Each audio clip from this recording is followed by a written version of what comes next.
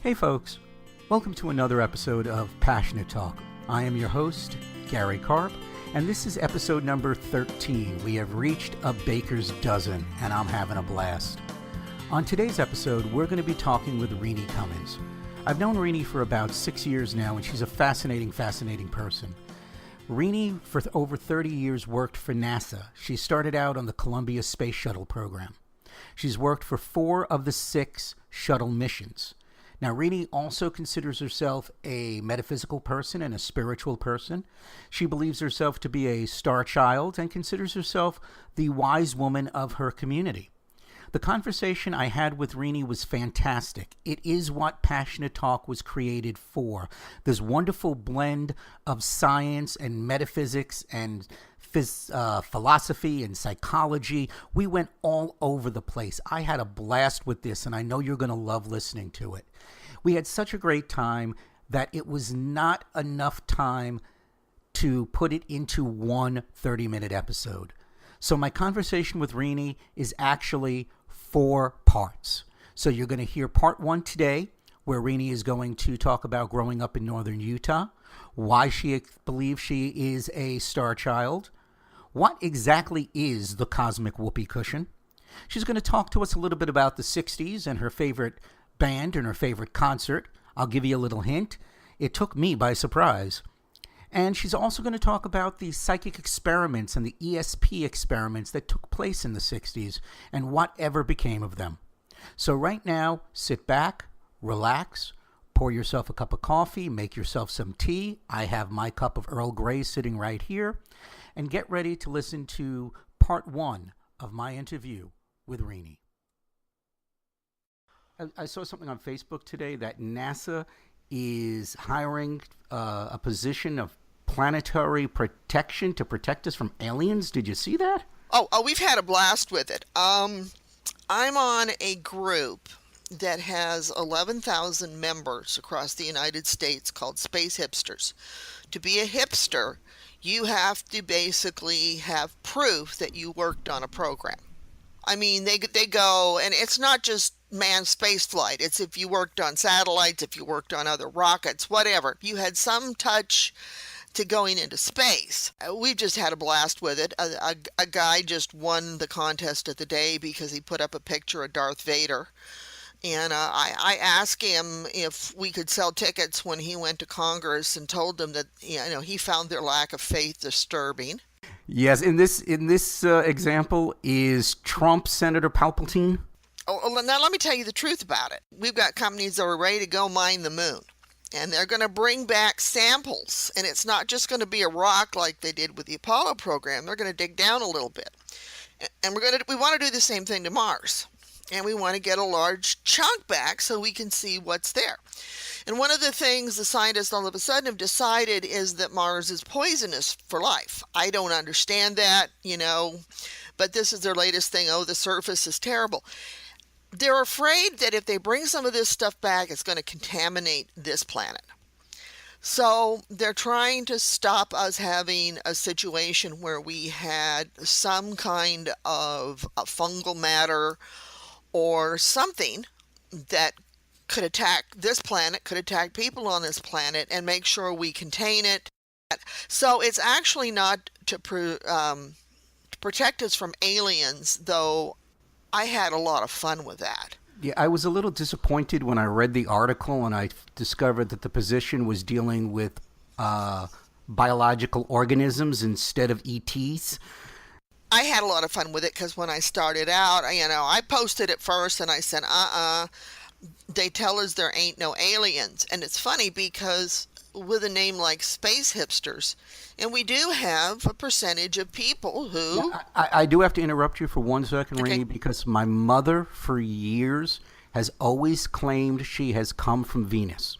I mean, even way beyond John Gray. My mother, since I was like 12 years old, said she came from Venus. And I remember the funniest thing about this is one day driving back from some event or something. It was myself and my buddy Troy in the backseat. My mother was going off on how she's from Venus.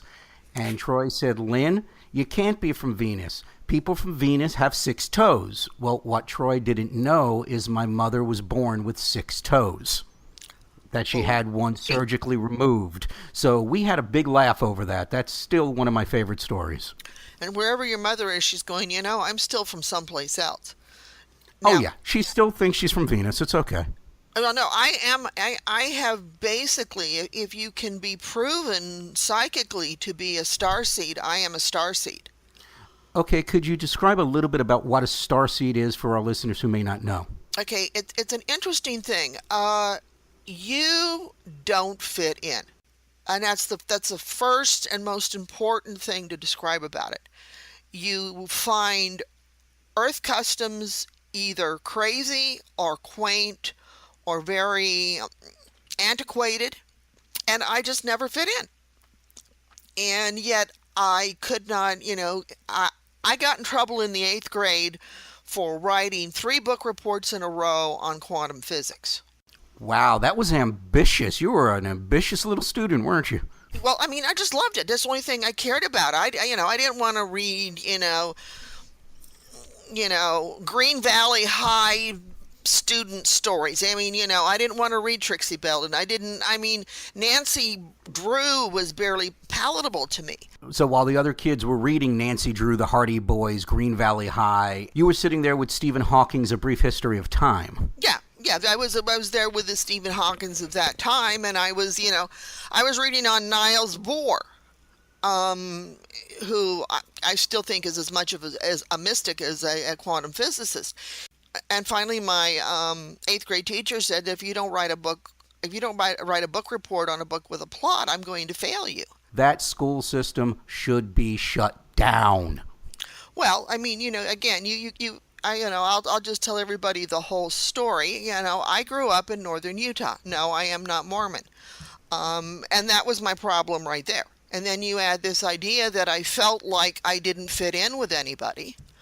And I didn't understand these people, and I had this bent towards science and for being able to pick up things like soldering and that very quickly.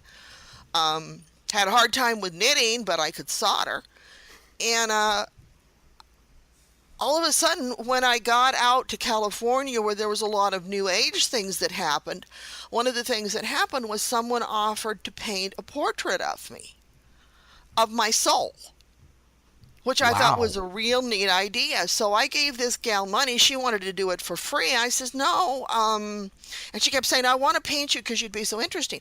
And what she brought me was kind of a blue-gray aquatic thing. What is your sun sign? I'm a Sagittarian. And so you're a Sag, okay. Mm-hmm. And I have gone to a couple of healers, and they have gone to work on me, and they say basically from my shoulders to my knees, there's nothing there that they can work with. Okay. Could you explain that a little bit? Because I don't follow that. That I don't follow either. But one woman who was just learning, she freaked out and left. She just picked up her purse and walked out the door and was gone. And I felt bad about that. And, it's kind of fun because it's kind of like being Jim Kirk, when he says, oh, no, I'm from Ohio or from Kansas. I know I've screwed it up and I'm going to get crucified for that. Yes, you are. I have a strong contingent of followers who are Trekkers. I've worked on Star Trek fan films. I'm the one who's going to get the hate mail on this one, Reenee. Okay, well, I know better, I don't do better. He says I'm from, and he lists the city and Earth, but I just happen to work in space. And my answer was the exact opposite. I'm from space. I just happen to be here. It's funny when you were talking about that story with the energy healer who looked at you and got scared and ran out. I think it's safe to say that you have some sort of ability, Yep. Spiritual ability, psychic ability. I've just known you for a long time, and I know that about you. And yesterday, I went to a meeting on nutrition because I'm into this whole health kick thing now. And there was a woman there, and we started talking, and I told her that I read tarot cards, and she's like, "Is that palm reading?" I said, "No, it's similar, but instead of reading the lines on your hand, I read cards." And started to explain a little bit of her, and she wanted to see the cards, so I took my deck out and I threw a couple of cards to show her what they looked like and to explain to her how I would do a reading. but I told her this was not a reading whatsoever. Well, I got to the third card, and all of a sudden, this sense of imagery and feeling and everything just hit me like a ton of bricks. And I just remember shaking my head to myself because I was saying to myself, no, I don't want to get into this right now. It's late. I want to go home. Yep. I'm tired. I'm told this woman I'm not giving her a reading, and I try to ignore it. And the more I ignored it, the harder it hit me. And finally, I just sighed and I looked at her and I said, do you have a daughter? And she sort of laughed nervously and she went, yeah. I said, is she high school age, college age, somewhere around there in school? She went, yeah. I said, is she going to make a transition, going to a new school, or maybe she's getting ready to graduate? She says, yeah, she's getting ready to graduate from architecture school. I said, there's some sort of internal turmoil going on there. She doesn't have the passion for this any longer, or something is going on. You may want to talk to her about it. And she looked at me and went, well, she never mentioned it. I said, did you ask? And she sort of laughed and went, no. I said, ask her. And this woman ran like a bat out of hell out of that meeting. Yeah, which says to me that, there was probably something going on that maybe she knew internally, but she didn't want to talk about. And that's a good springboard to what I'd like to talk with you about, which is these gifts. And I use the term, and I put it in air quotes, even though you can't see it, because I believe everyone has these quote-unquote psychic abilities. We just have to develop them. We're all built with them. We're all have innate abilities. Now, I bring that up as a nice transition because while we were talking off the air, and I know we've had this conversation many times over, that you are equal parts a very spiritual, very psychic person, but you're also an engineer who worked for NASA. You worked on the Columbia Space Shuttle. I was part of a team who built, four of the 6 shuttles. How do you explain, or how do you manage that intersection of spirituality and science? I mean, I personally believe that they're opposite sides of the same coin, that the only difference between religion, science, and magic is our level of understanding.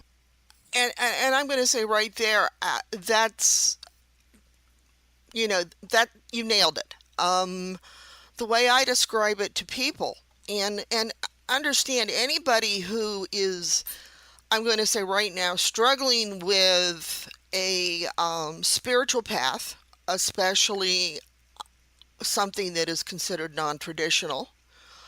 And you might find yourself in a very, very, very technical environment. I mean, the space program was one, but if you're working high tech in, a company that programs, or even a company anymore that builds websites, because there's more back end on a website than there is a front end, or things like that, and you can talk to people and you say something that is, something like what I said, I'm from another planet, or, I think I've lived before, and, you get the look. And we all know that withering we've all had it.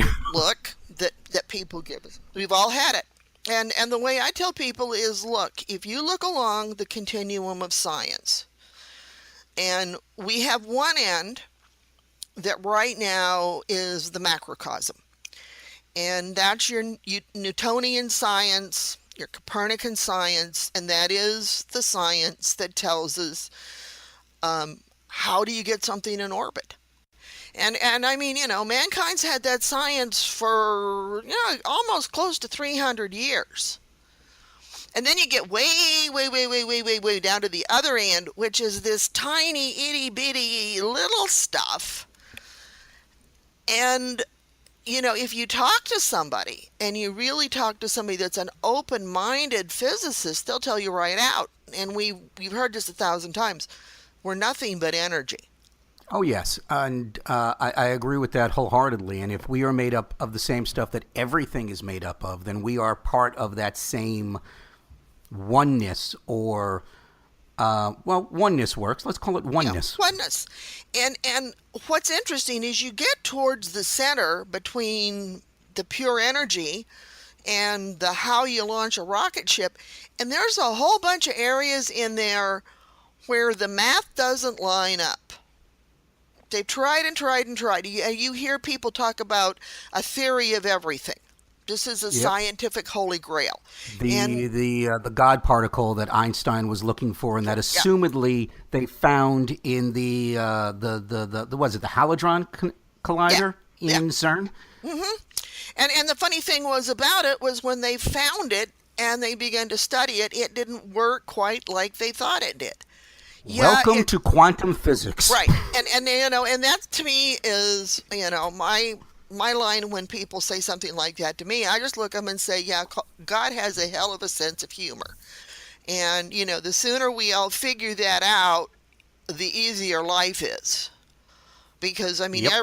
every one of us has to sit on that cosmic whoopee cushion every now and then. The further down you go down the rabbit hole, the scientific or quantum rabbit hole, everything breaks down. Right. And there comes a moment where everything we know just goes and makes a left turn. Waves become particles and particles become waves. And we just sit there scratching our head going, how did this happen? And to me, that is where all of the gifts and the talents and the treasures are buried. And, I want to take a minute and talk about the 60s. And the reason I want to talk about 60s is because of all of the research that was done on ESP. Wait a second. You remember the 60s? If you remember it, you didn't live through it. That's what I've always been No, told.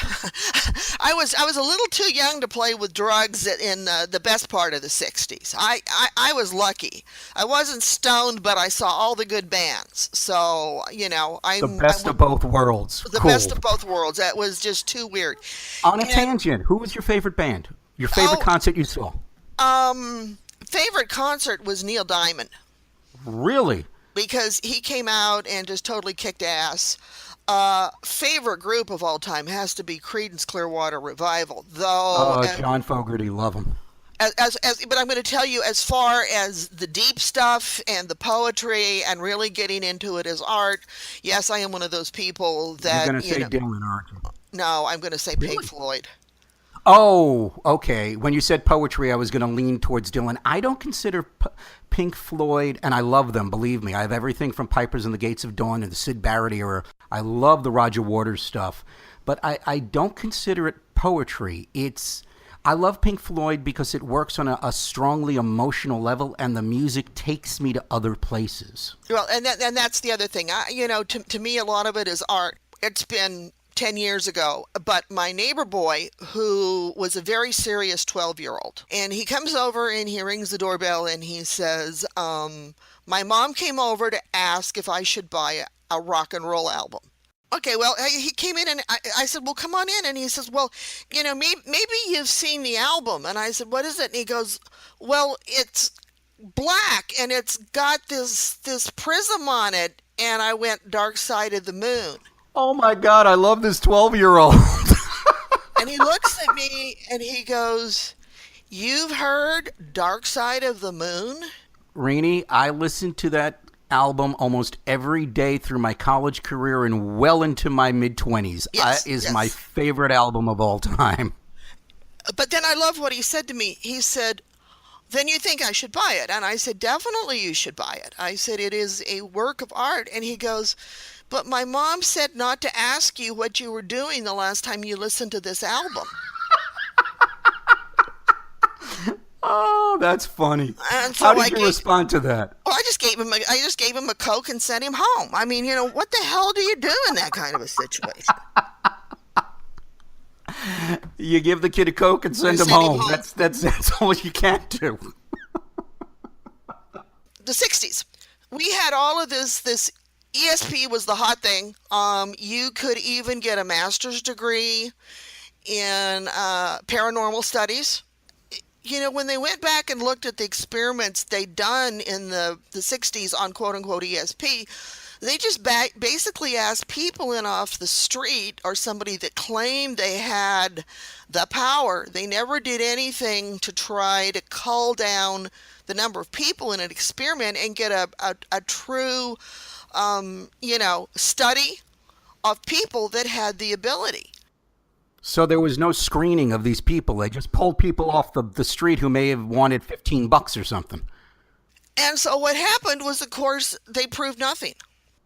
Well, yeah, they had a too general sample. They didn't screen for anything. They had no methodology behind what they were doing.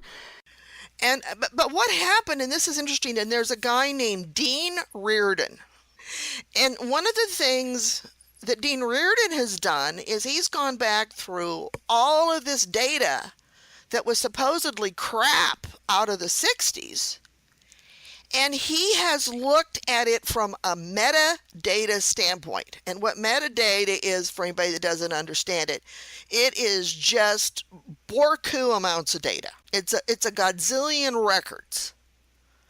And now with as big a computers as we got and as fast as we've got them and even as good as our laptops are, you can crunch great big amounts of data that you couldn't crunch before. So what happened when they began to go back and look at this, a whole bunch of the people, some of the people that they had come in for an experiment were phenomenal. They could name 23 out of 25 miser cards. But then you'd have 100 people that were worthless. So what happened to the person with the psychic stuff? He became the freak. And the everyday run-of-the-mill people just got excused. And when they went back and looked at the metadata and started to look at any kind of a reaction at all or any kind of ability that was above pure chance, all of a sudden, they found out that there were a whole bunch of people that did have this ability.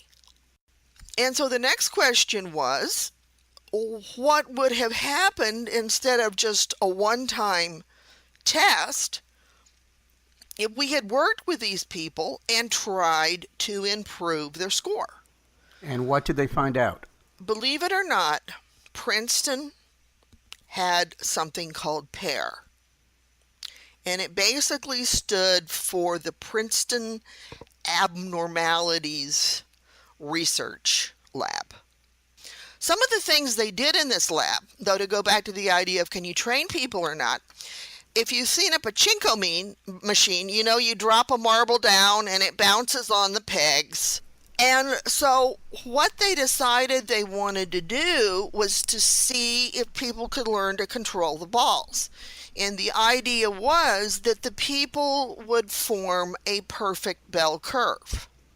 The balls within the pachinko machine would be a bell curve. Wow. Okay, that's cool. And you got to understand, they went through, God, who knows how many pachinko machines trying to get a machine that just naturally threw that curve. And they actually worked with people, and some people got so they could trace it down with their eye and get it to fall where they wanted it to. Some people would have to physically touch the machine, like we would do with a healing, and they still could get the ball where they wanted it to go. And they found out that, that this was definitely something that if you had the least bit of ability, if you encouraged it, people did rather well with it. So how do we get to the point where we have a experiential model of science, where everything is geared to the scientific method, where if it doesn't happen physically before your eyes, if the experiment fails, well, then your thesis was wrong because everything has to be seen, and bring in this ESP, this spiritual, metaphysical kind of science, so we can marry them and bring it more into the world? Well, I think we're going to have to, first off, we're going to have a more open-minded scientific community. We'll hear more of Reenee's answer on what it will take for the scientific community to embrace metaphysical and psychic properties as a real thing and really begin studying it in part 2 of my conversation with Reenee. But part 1 was absolutely wonderful. I love the name of the Facebook group that she's a part of, the Space Hipsters. And personally, I want to adopt the 12-year-old kid in the 1990s who wanted to listen to Dark Side of the Moon. That was great. Listening to Reenee talk about those ESP experiments and the pachinko machines was absolutely fascinating. I had a pachinko machine growing up, and I can tell you, there's no way those balls can form a bell curve just by themselves. There was really something going on. I hope you enjoyed part 1 of my conversation with Reenee. Coming up in part 2, Reenee will talk to us a little bit about what it was like to be a tarot reader in NASA and her role as a wise woman in her community and what she does for them. We'll also be exchanging some ghost stories. It's absolutely fascinating. I hope you tune in and listen to it, folks. But right now, that's all the time we have. So until we meet again, follow your dreams and passions and manifest the life that you choose.